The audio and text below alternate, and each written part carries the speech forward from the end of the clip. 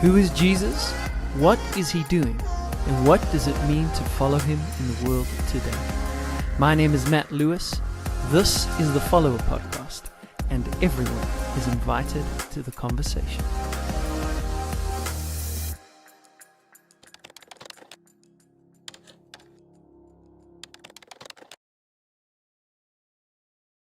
Welcome to mountain number 5.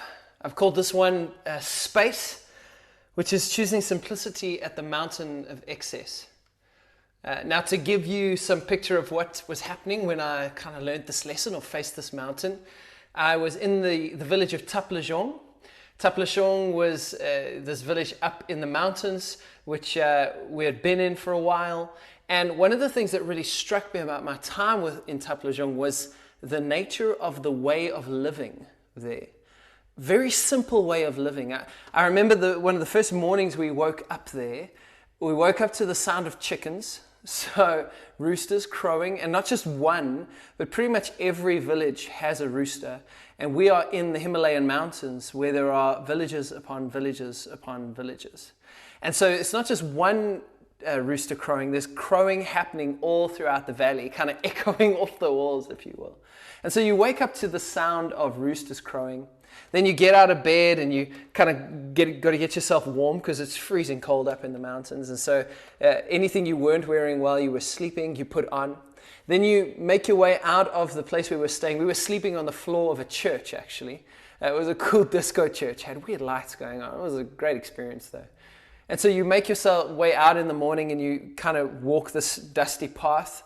And then you walk down another path and you make your way to the communal fireplace. And so the guys who were hosting us there, the people who call that village home, they had already made a fire to get the water boiling in the morning. And they're kind of sitting around the fire. And I remember I would sit with them some mornings. I couldn't really understand the language, but I would just sit there. And they were so affectionate, such incredible guys. They give me a tap on the leg and they would laugh and give me a hug just to make sure that I knew I was included, even though I didn't understand anything that was going on. And then we would slowly kind of wake up, and everyone would wake up. And then we would make some food and have some breakfast. And by this time, it's like 9 o'clock, 10 o'clock in the morning. And so we start getting ready then to have our day, and we start making our plans, and we leave. And we go out and do work in the village and then come back, and then it's a slower day, and a lot of our time gets spent helping prepare things for the next day, or after meals we're washing some dishes by hand, or we're washing our clothes and at the public washing space. So there's like a tap that's outside the house, and then a number of houses use that same tap, so you're meeting your neighbors while you're washing clothes.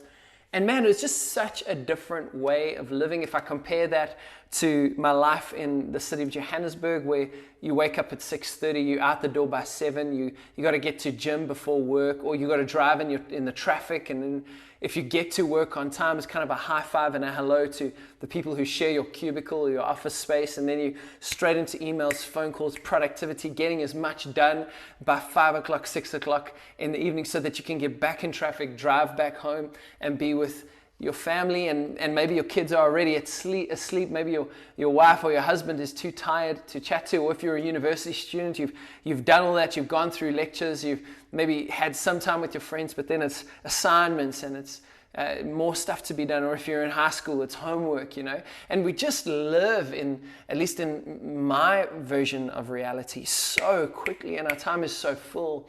And in the midst of that, when we were back in the village, the other thing that really contrasted with this reality was the fact that we had no cell phones, because we had no signal, right? And so you could take pictures, I guess, and maybe you could read something if you had it on your phone. But in reality, we had no signal and no access to the outside world for 2 weeks while we were in these mountain villages. And I think about what it's like to be, again, back in my own context, where my phone is an extension of myself, right? And I always have access to the internet, and I'm always reading things and watching things and what's the latest news and what's happening on Instagram and what's happening on Facebook. Now, I got to be honest, the first couple of days in Taplejong really frustrated me. It was so slow. We seemed to be spending so much time talking. Just talking, hanging around, laughing about stuff, just being in one place, slowly getting ready to do something else. the amount of activities we could fit into one day were limited. We could maybe do one or two things, And so at first it frustrated me, but then the more we kind of spend time in that space, the more I started to love it. And I started to realize that this different way of living in the world was creating space in me. It was starting to turn down the noise and the volume of everything else, and in some ways turn up the volume on God's voice in my life. And I started to realize that this space was actually a gift.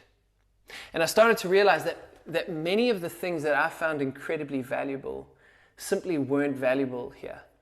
And the thing that was really, really valuable in this context, in Taplejong, was people.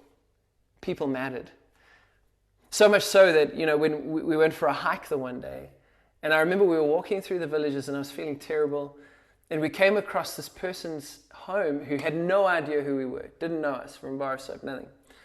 And so these strangers walk into her house and into her garden, and her response is to ask us to sit down and then to make us cups of tea and to give us something to eat. And I just thought, man, what would happen if what would happen if someone just walked through your garden today?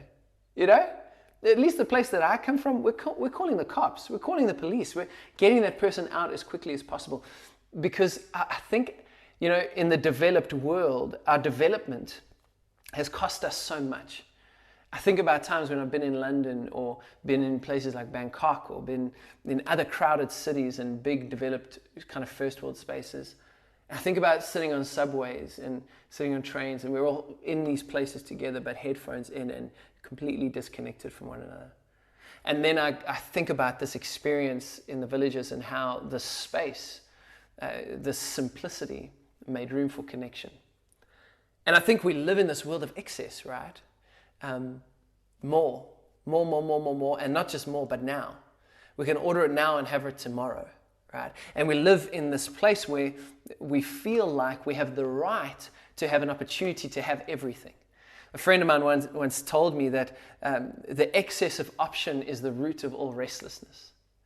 And so we look at our society and, man, we are frazzled as people. We're so anxious as people. And I think part of the reason is because we just have this excess of choice. Nothing's off limits for us. We can do whatever we want, have whatever we want, whenever we want it. And it's almost as if, we talk about it all the time, but this fear of missing out. We feel like we are obliged to consume, to take, to have. And yet in those 2 weeks, I was not connected to the world. I didn't have an opportunity to have everything at all times. What I had was what was in front of me in the moment, and I didn't feel poorer for it. I felt richer for it. And I think about what Jesus shows us in his life where, he's in the midst of the crowd. He's doing incredible things. He's drawing a fan base, if you will. The man's got a lot of followers. And in those moments, I would imagine that his options are wide open. And yet in those moments, he chooses less. He doesn't choose more. He pulls away from the crowd. He simplifies his life. He empties out his options, right? I wonder what it would look like for us to choose that same thing. I think about Elijah and his story and how after this incredible victory with the prophets of Baal on the mountain, he then goes through this journey in the desert and ultimately ends up meeting God on a mountain, and God's not in the wind and not in the fire, but in the still small voice. And I just wonder if maybe at this time God is trying to speak to so many of us through the still small voice, but we're not hearing it because we're distracted by the wind and the fire and the hurricanes, And I don't think this is only true in a secular world, if you will, although I'm not even sure that divide exists, but in the world out there, I think we've got to take a long, hard look at ourselves as followers of Jesus and ask ourselves, is this true for the world in here? For this world that we call Christian, have we in some ways become accustomed to a world of excess when in reality Jesus is calling us to space, to simplicity? The old-fashioned word for it is the discipline of frugality, right? What does it mean? What does it look like to say no to something when you have the option of having it? For no other reason than creating space in your life for what truly matters. And I think about the way we do our ministry, right? Like, how much space is in our ministry practice? as an example. If you're someone who ministers in a church, or you're someone who runs a youth group or does something like that, when you gather people and when people come together to know Jesus, how much space exists there? Or do people come into a time, is there a song and an introduction, and then we just move from one thing to the next, jam-packing the experience so that people never have to deal with the discomfort of boredom? Right? And when we're doing that, are we maybe cultivating an unhealthy spirituality that is dependent on stimulus the entire time? You know, there's this book where John Ortberg is writing, and he talks about a conversation he has with Dallas Willard. And he says to Dallas, if we want to grow in relationship with God, what's the one thing that we have to do? And Dallas's response is to say, you need to ruthlessly eliminate hurry from your life. John Mark Comer has actually recently brought out a book called The Ruthless Elimination of Hurry, and in it he talks about this idea, and I think he's spot on, man. I think that hurry sickness may be one of the most profound things that the enemy is using in this generation to stop us from fulfilling the purposes of God in our lives. You know, we've heard so much about money, sex, and power, and how those have been the vices historically in our age, and things that get in the way of us knowing Jesus. But what if the vice of our time is not, it's not that it's not money, sex, and power, but what if the strongest vice of our time is distraction?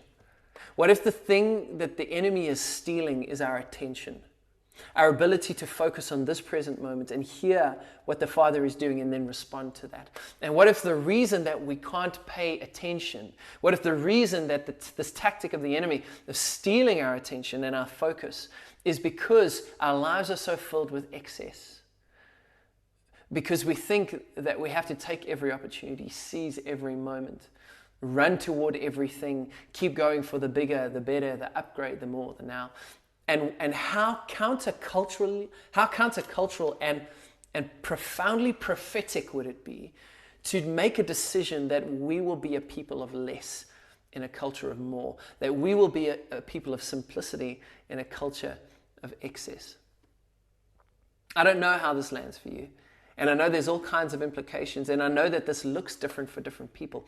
All I'm saying is that the Lord had to take me away to a village in the Himalayas for 2 weeks to realize that there was a kind of anxious background noise buzzing in the foundation of my life that in so many ways was drowning out his voice. And when he was able to turn that down, man, the way his voice became clear, his presence became strong, the people in front of me became the treasure and the prize. It's hard to really describe, but it was profound. And I guess the invitation for you and for me is, how do we learn from the life of Jesus and then step into that same pattern? How, in the face of a crowd, do we learn to draw away? How do we prioritize that? And how do we build our lives and orchestrate our existence on this planet in such a way that when the small voice is speaking, we can hear it? Because I think that people who learn to pay attention, people who are no longer enslaved to the screens in front of them in their hand, people who no longer have to succumb to the call of their ego and press into everything that might give them notoriety or acclaim in the eyes of the world. People who are able to shut that stuff down and really choose to hone in on that one voice, to make enough space in our lives by rejecting excess and embracing simplicity, to connect with the voice of God who gives our lives meaning in the first place. I think people who will be able to make that decision, man, those are people who are profoundly going to live kingdom in this next generation. Have a little experiment. Next time you're in a public space, just look around the room. And in a moment of waiting, just see how many people are on their phones or on a laptop, right? We don't know how to be unless there's something filling the space. We don't know what to do with boredom. And I think it's killing us. And so I would imagine that in a world that's offering us excess after excess after excess, maybe one of the things that Jesus is really inviting us into is a life that says yes to simplicity.